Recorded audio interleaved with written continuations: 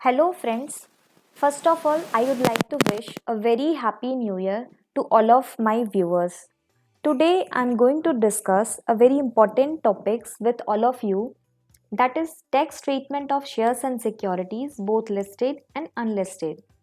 It is really very important to understand the tax treatment of money invested in shares and security, because in income tax, it has a very special tax rates depending upon holding period as compared to any other source of income. So let's get started, and of course don't forget to like, share and subscribe my channel. तो सबसे पहले मैं आपको बता देती हूँ कि मैंने जो शेयर्स एंड सिक्योरिटीज़ के जो टैक्स ट्रीटमेंट है उसको कैटेगरीज वाइज डिवाइड किया हुआ है. I will explain each and every categories step by step.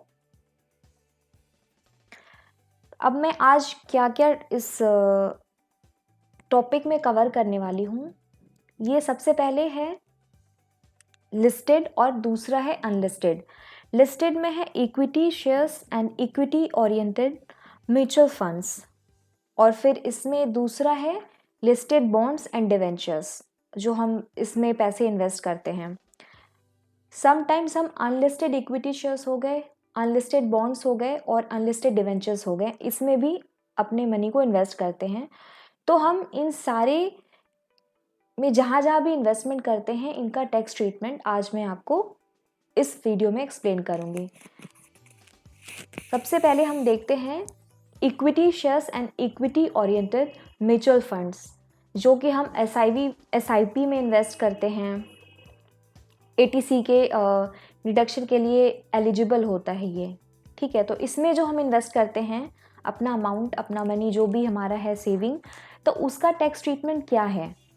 तो सबसे पहले तो हमने ये जान लिया था कि होल्डिंग पीरियड के बेसिस पे ये सब कुछ डिसाइड होता है, यानी जो हमारा कौन सा टैक्स रेट लगेगा वो हमारे शेयर्स को हमने कितने टाइम तक होल्ड कर रखा है उसके होल्डिंग पीरियड पे डिपेंड करेगा. शेयर्स एंड सिक्योरिटीज़ जिसको भी चाहे, हमने अगर शेयर में पैसा लगाया है तो उस शेयर्स को हमने कितने पीरियड के लिए होल्ड करके रखा, यानी कब खरीदा और कब बेचा, तो उन दोनों के बीच में जो डिफरेंस है that is called holding period. कब तक हमने उसको होल्ड करके रखा, वो होल्डिंग पीरियड हमारे टैक्स को डिसाइड करेगा कि शॉर्ट, और ये हमेशा कैपिटल गेन ही हो और कैपिटल लॉस ही हो, यही होगा.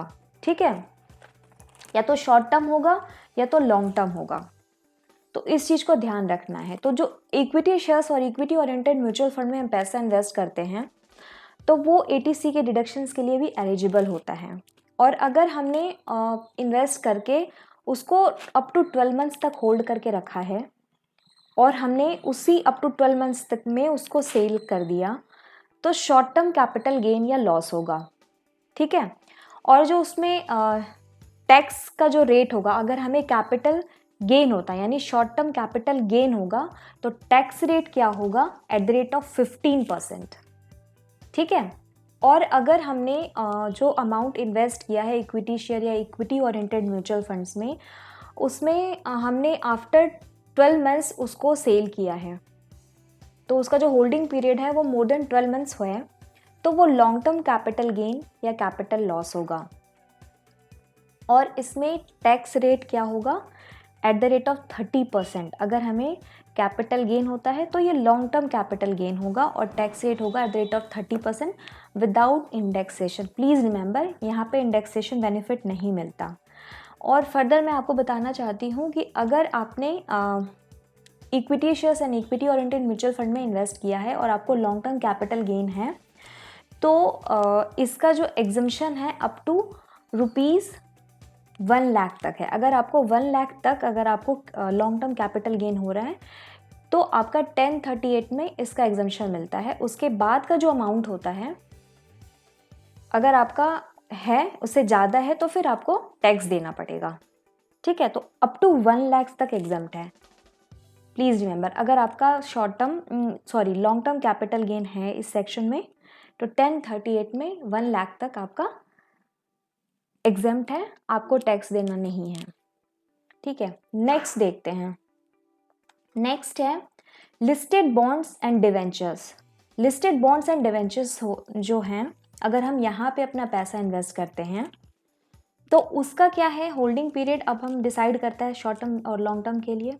तो अगर हमने 12 मंथ्स के अंदर उसको सेल कर दिया तो वो शॉर्ट टर्म कैपिटल गेन और लॉस हो जाएगा, और उसमें जो टैक्स रेट होगा वो नॉर्मल टैक्स रेट होगा या स्लैब रेट, जो भी केस होगा, ठीक है। अगर 12 मंथ से ज़्यादा तक हमने उसको होल्ड किया और उसके बाद उसको सेल किया है तो वो लॉन्ग टर्म कैपिटल गेन होगा या लॉस होगा।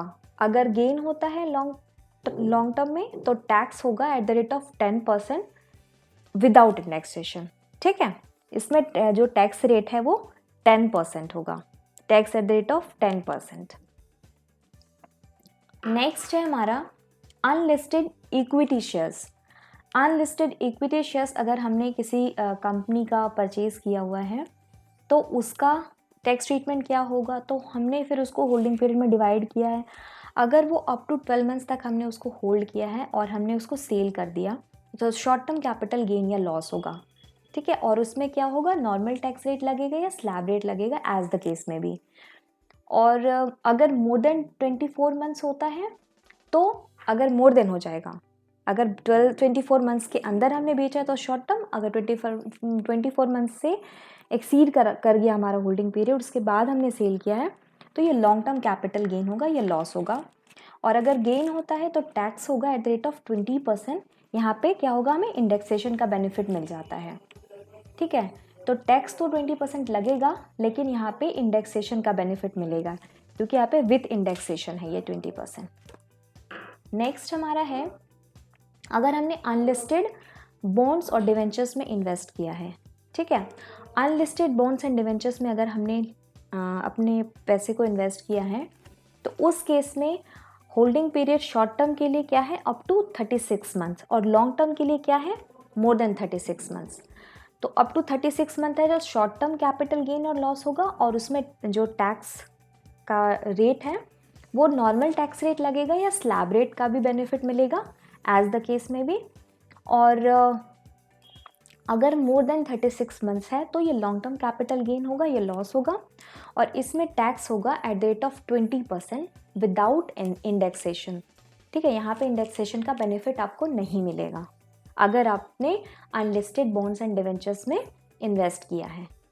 इसके जस्ट बैक में हमने क्या देखा कि अगर हमने अनलिस्टेड इक्विटी शेयर्स में अगर इन्वेस्ट किया है, ठीक है, तो वहाँ पे हमें इंडेक्सेशन का बेनिफिट मिलता है, बट यहाँ पे हमें इंडेक्सेशन का बेनिफिट नहीं मिलेगा। यानी अनलिस्टेड इक्विटी शेयर्स में अगर हम इन्वेस्ट करते हैं तो वहाँ पे इंडेक्सेशन का बेनिफिट मिलता है, लेकिन अगर हमने अनलिस्टेड बॉन्ड्स एंड डिवेंचर्स में इन्वेस्ट करा है तो यहाँ पे हमें इंडेक्सेशन का बेनिफिट नहीं मिलेगा।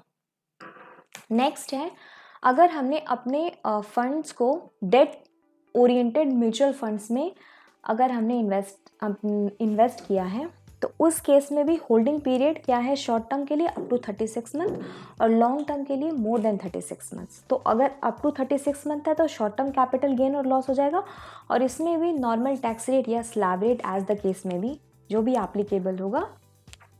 अगर कंपनी है तो नॉर्मल टैक्स रेट लगेगा, और अगर इंडिविजुअल्स है तो स्लैब रेट लगेगा, स्लैब रेट का बेनिफिट उसको मिल जाएगा। और अगर यही मोर देन 36 मंथ्स हो गया तो ये लॉन्ग टर्म कैपिटल गेन और लॉस होता है। अगर लॉन्ग टर्म कैपिटल गेन होता है तो टैक्स लगेगा 20% विथ इंडेक्सेशन। यहाँ पे आपको इंडेक्सेशन का बेनिफिट मिल जाता है डेट ओरिएंटेड म्यूचुअल फंड्स में, ठीक है। नेक्स्ट है zero coupon bonds. Zero coupon bonds क्या है कि इसमें जो होल्डिंग पीरियड है शॉर्ट टर्म लॉन्ग टर्म का है। अगर शॉर्ट टर्म है तो up to 12 months, more than 12 months तो लॉन्ग टर्म कहलाएगा वो। तो इसमें जो शॉर्ट टर्म कैपिटल गेन और लॉस होगा, अगर आपने 12 मंथ्स के अंदर अंदर उसको सेल कर दिया है तो नॉर्मल टैक्स रेट है या slab rate as the case में भी, ठीक है। और अगर मोर देन 12 मंथ्स होल्ड किया है तो लॉन्ग टर्म कैपिटल गेन और लॉस होगा।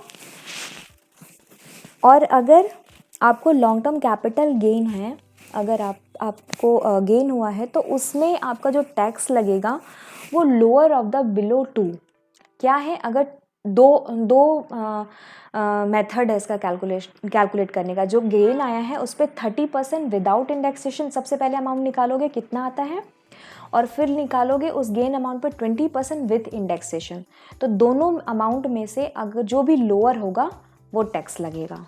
ठीक है, सपोज 30% निकाला आपने, वो 3000 निकला, और 20% निकाला और वो आपका 1500 ही निकला है। तो जो दोनों में से लोअर होगा, क्योंकि ऊपर वाले में 30% में विदाउट इंडेक्सेशन निकालना आपको 30%, और 20% जो है उसमें विथ इंडेक्सेशन निकालना। तो दोनों में से जो लोअर टैक्स होगा वो आपको पे करना पड़ेगा। ठीक है, तो आई होप मैंने मैक्सिमम चीज़ को कवर करने की कोशिश की है कि क्योंकि मोस्ट ऑफ द पर्सन क्या करते हैं ना, जो भी हैं वो शेयर्स मार्केट में इन्वेस्ट करते हैं। जो भी फंड एसआईपी में लगाते हैं, कोई शेयर्स परचेज कर लेते हैं, कोई डेट खरीद लेते हैं, डेट फंड में इन्वेस्ट करते हैं, कोई डेट ओरिएंटेड फंड में इन्वेस्ट करते हैं, कोई म्यूचुअल फंड में इन्वेस्ट करते हैं। तो उनके लिए टैक्स रेट क्या एप्लीकेबल होगा इसको समझना बहुत ज़रूरी है, क्योंकि ये नॉर्मल सोर्स ऑफ इनकम नहीं है कि इसको हमने कैलकुलेट किया और उसमें हमारा स्लैब का बेनिफिट मिला और हमने हमारा जो भी है गवर्नमेंट ने जो हमें डिसाइड करके दिया है रेट 5%, 10%, 20%, 30% ऐसे करके निकाल लिया, वो नहीं है। इसके लिए इनकम टैक्स में स्पेशल टैक्स रेट डिफाइन किया गया है और हमें उसी टैक्स रेट के हिसाब से अपना निकालना पड़ेगा टैक्स लाइबिलिटी। ठीक है, तो I hope I have covered most of the things, और मैं नेक्स्ट वीडियो में आप लोगों के लिए इंट्राडे ट्रेडिंग जो बहुत पॉपुलर है आज के टाइम पे, तो वो लेके आने की कोशिश करूँगी कि उसमें स्पेकुलेशन और नॉन स्पेकुलेशन का क्या ट्रीटमेंट होगा, और इंट्राडे ट्रेडिंग में जो हम करते हैं ट्रेडिंग उसमें कैसे होगा। ठीक है, thank you so much for watching my video.